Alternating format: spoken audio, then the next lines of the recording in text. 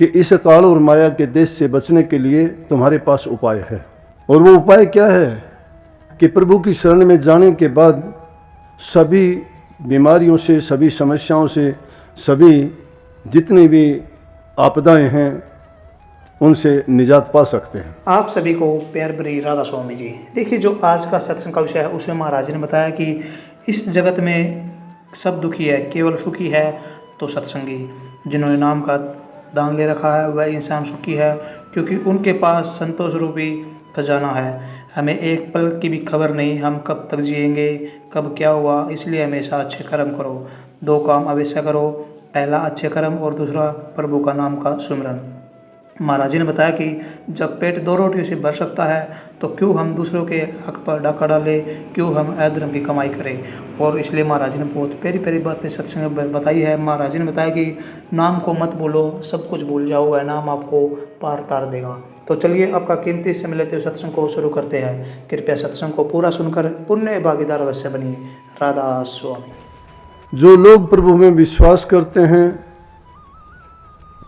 वो इस बात को बेखूबी जानते भी हैं, मानते भी हैं, और इसीलिए वो दुष्कर्मों से, पाप कर्मों से और बुरा करने से बचते रहते हैं, क्योंकि वो जानते हैं कि कोई शक्ति है जो इन सब चीज़ों को देखती है, संभालती है, और जो जैसा कर्म करता है उसके कर्म के विधान के अनुसार उसको वैसी ही जगह और वैसा ही उसका प्रतिफल उसको मिलता है।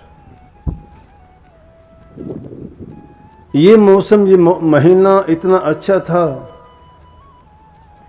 अच्छा होता भी है विशेष रूप से हमारे देश के लिए, जिसमें 70-75% किसान हैं।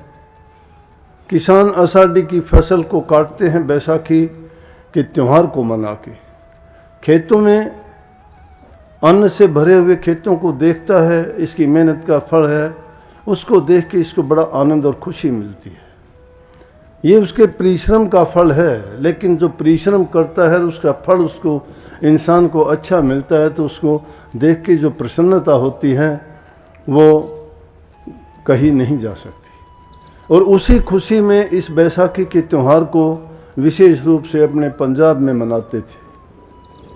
दूसरे राज्यों की अपेक्षा पंजाब का मतलब पुराने समय से ही पंजाब, हरियाणा, हिमाचल प्रदेश और कुछ उत्तर प्रदेश का जो इलाका था, ये सब का सब पंजाब में ही गिनती होता था। तो इस अवसर पे पिछली बार का अवसर हमें नहीं मिल पाया। हम उसको बैसाखी के नाम से सत्संग के रूप में मनाते हैं, और सत्संगियों के लिए सबसे बड़ा त्यौहार होता है सत्संग का मिलना, क्योंकि सत्संगी प्रेमी जो होते हैं उनको गुरु का दर्शन, सत्संग का मिलना और सत्संग प्रेमियों से उनका मिलाप हो, और उसके साथ साथ उनसे जो उनकी प्रभु के गुणों के प्रति, गुरु के प्रति, नाम के प्रति, सत्संग की जहाँ चर्चा होती है, सत्संगियों को इससे बढ़ के किसी चीज़ की ना ज़रूरत है और ना ही उनकी चाह होती है। लेकिन जब सत्संगियों को ये अवसर नहीं मिलता है या छूट जाता है तो बड़ा दुख होता है।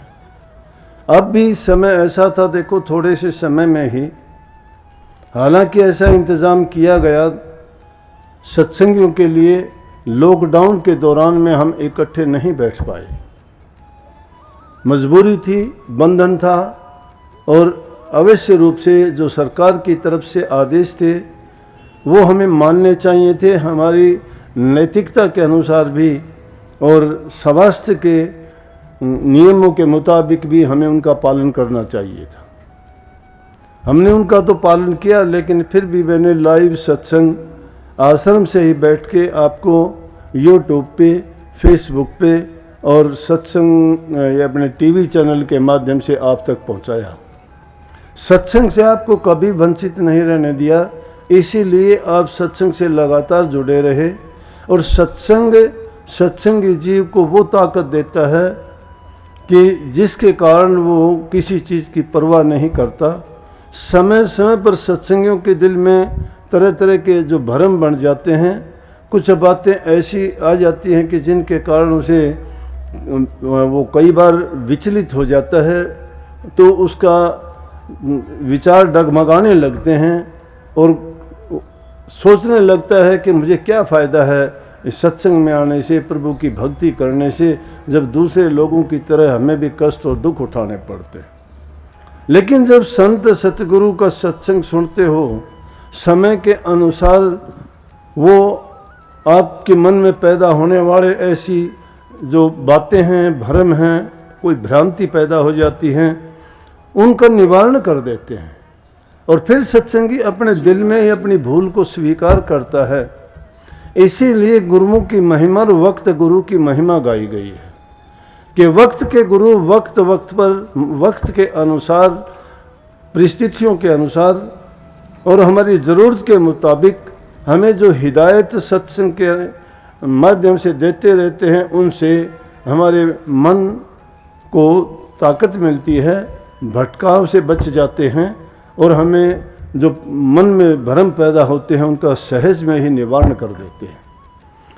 इसलिए हम बार बार सत्संग में जाएं, बार बार सत्संग को सुनें, बार बार पहले भी अगर सत्संग सुन रखे हैं, उन्हीं सत्संग को अगर दोबारा से हम सुनने का प्रयास करें और उनको सुनें, तो उनमें से हमें नई नई बातें और निकलती मिलेंगी। क्योंकि संतों के वचन कोई एक चीज़ नहीं, बल्कि वो अनेकों चीज़ों का समाधान एक ही वाक्य में, एक ही समय में कर देते हैं।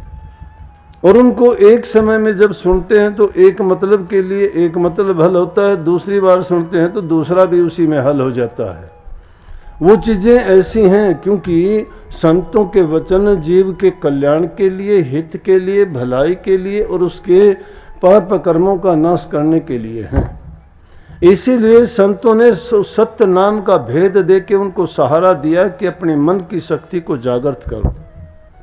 सत्य नाम से जब लग जाते हैं और सत्य नाम में लग के अपनी मन की शक्तियों को एकाग्र करते हैं, तो हमें ये पता लगता रहता है कि हमने क्या प्राप्त किया है, हमने अपने आप पर कितना काबू पाया है। जब मन में अपने दृढ़ता आती है, संकल्प शक्ति हमारी बढ़ती है, हमारी इच्छा शक्ति दृढ़ होती है, तो कुछ भी काम करने के हम सक्षम होते हैं। लेकिन क्या होता है कि जब अकेले होते हैं या दुनियादारी के जैसे लोगों में बैठते हैं, उनकी संगत और सोबत के कारण जैसे उनके ख्यालात और विचार हैं वो हम पर बड़ा असर डालते हैं। तो सत्संगियों को मुनासिब है, उनके लिए ये आवश्यक और ज़रूरी है कि वो गुरुमुखों का संग करें। गुरुमुखों के पास अगर बैठोगे तो उनकी हालत क्या होगी कि जब किसी गुरुमुख के पास बैठोगे वो सत्संग की बात करेंगे, गुरु दर्शन की बात करेंगे, नाम की चर्चा और महिमा के बारे में बात करेंगे, तो उससे हमारा क्या होगा कि हम उनके और हमारे विचार मिलने से हमें एक दूसरे को सहारा भी मिलता है, आपसी प्रेम भी बढ़ता है, गुरु के प्रति आस्था हमारी बढ़ती है। लेकिन अगर गुरुमुख दुनियादारी के लोगों का संग करता है, मनमुखों के साथ बैठता है, तो उनके पास तो उसको वही बातें मिलेंगी। लेकिन गुरुमुख अगर मिलता है तो तुम्हारी विश्वास को और निश्चय को दृढ़ करता है। नेक कर्म करने से ही इंसान भक्ति की ओर बढ़ सकता है।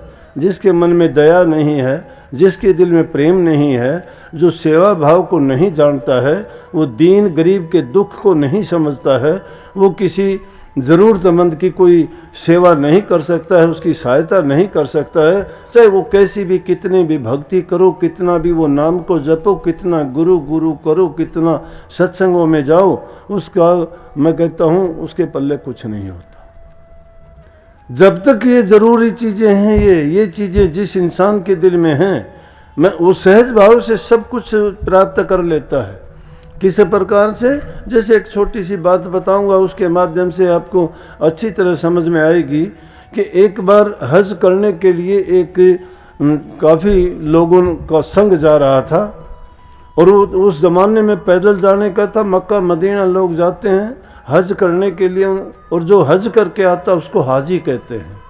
तो उस ज़माने में ऐसे साधन नहीं थे, तो एक समूह लोगों का जाने लगा, सब इकट्ठे आपस में एक दूसरे को जानते थे, एक ही जगह से थे, जब चलते जा रहे थे, लेकिन सब किस काम के लिए जा रहे थे, उनकी आस्था कितनी दृढ़ थी कि कितने कष्ट उठा के ज़िंदगी में कभी मौका मिलता था, कभी रास्ते का खर्च उनको मुश्किल से जोड़ पाते थे, साधन इतने संपन्न नहीं थे, तो मुश्किल से कभी उनका जब ऐसा अवसर मिलता था तो लोग अपने ऊंचे भाग मानते थे कि मुझे हज करने का अवसर मिला, वो सबको नहीं मिलता था। आज तो बड़ा सुलभ है, लोग रेल से, कारों से, हवाई जहाज़ों से जल्दी पहुंच जाते हैं, ना उनको खाने पीने की कोई दिक्कत तकलीफ़ होती है, और वो भी आसानी से हज करके। लेकिन उस ज़माने में ये साधन नहीं थे, और जब ये चीज़ें नहीं थी तो आदमी की सभी परीक्षाएं उसमें हो जाती थी।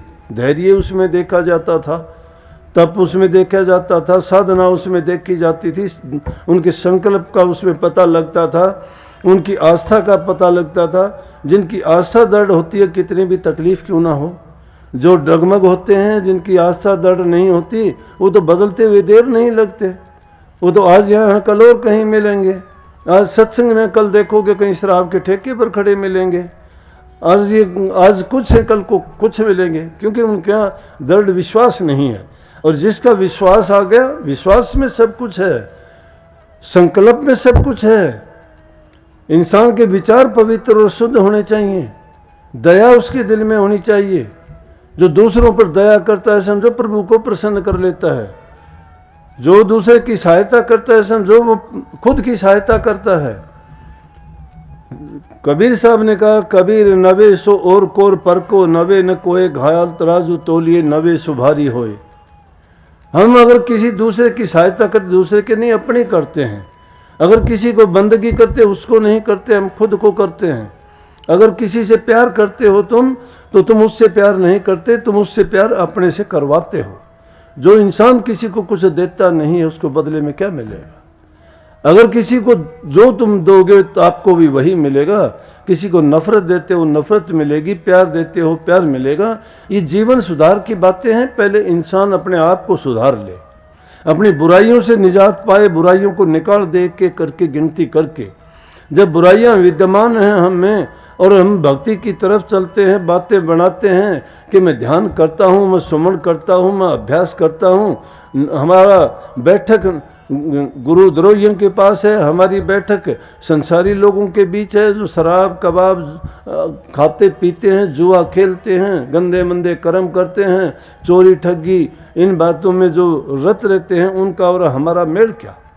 लेकिन हमारा क्या है? हमारा तो उल्टा काम है। सत्संगियों से हेल मेल नहीं, जग जीवन संग रखता प्रीत। सत्संगियों से तो मुंह फुला के रहते हैं कि वो क्या है, वो क्या है। और दुनियादारी के लोगों की तुम क्या करते हो? उनके आगे पीछे भागे फिरते हो। तो उसमें गुरुमुखता का अंश कहाँ से आ गया? कहाँ से उसको भक्ति मिलेगी? कहाँ से वो ये कहेगा कि मैं ध्यान करता हूँ? कहाँ से उसकी मन की शुद्धता और पवित्रता होगी? संतों के सत्संग में तो जीव की घड़त होती है, और बिना घड़त के कुछ मिला नहीं करता। सोना अगर सुनार के पास जाता है, कैसा भी हो, उसको घड़ के, उसको गर्म करके भट्टी में तपा के ही तो उसको कीमत देता है, उसके गहने बना देता है। बिना उसके घड़त के, बिना उसके उसमें जलाए उसको क्या मिला? ये लकड़ी जब तक बढ़ई के पास नहीं थी तो ये टूटा फूटा एक जंगल का पेड़ था, लेकिन उसके पास गया, उसने इसको छील के काट के और इतना सुंदर बना दिया कि इसको कीमत दे दी। कितनी सुंदर हुई, लेकिन ये लकड़ी उसी समय शिकायत करती कि मेरे साथ ऐसा क्यों मुझे काटा जा रहा है। लेकिन उसको ये नहीं पता था तेरा क्या होगा। लेकिन ये जीव की भी संत सतगुरु इसी प्रकार से घड़त करता है, सत्संगों के माध्यम से, उनको वचन के द्वारा, उपदेश के द्वारा, और कई बार प्रकट रूप में उनके सामने ही उनको कह के समझाने का यत्न करते हैं। बुद्धिमान इंसान दूसरे की कही बात को भी अपने ऊपर मान के, अगर उसमें कमी होती है तो सुधारने की कोशिश करता है, और जो मूर्ख लोग होते हैं वो दूसरों पर टालते रहते हैं। सत्संग को पूरा सुनने के लिए बहुत बहुत धन्यवाद। हम आशा करते हैं आपने सत्संग को बड़ा ही ध्यान से सुना होगा। तो जैसे प्यारी साध संगत जी आपने सत्संग सुना, महाराज जी ने बताया कि जिस इंसान के पास नाम रूपी खजाना है वह इंसान अमीर है, वह इंसान सब कुछ प्राप्त कर लेगा, उस इंसान के पास सुख धन दौलत सब कुछ आ जाएगा। जो व्यक्ति सच्चे मन से भक्ति करता है वह व्यक्ति अपनी मंजिलों को प्राप्त कर लेता है, और जो व्यक्ति भक्ति नहीं करता, बुरे कर्म करता है, किसी का अहित करता है, वह इंसान कभी भी आगे नहीं बढ़ सकता और वह इंसान हमेशा दुखी रहेगा और अनेकों बीमारियां उसके जीवन में आ जाएगी।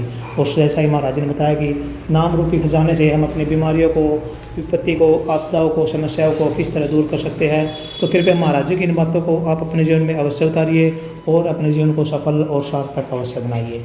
और साथ ही अगर आपको सत्संग अच्छा लगा तो कमेंट बॉक्स में राधा स्वामी लिखकर पुण्य भागीदार अवश्य बनिए। मिलते हैं जल्दी एक नए और बहुत ही प्यारे प्रवचनों के साथ, तब तक के लिए राधा स्वामी।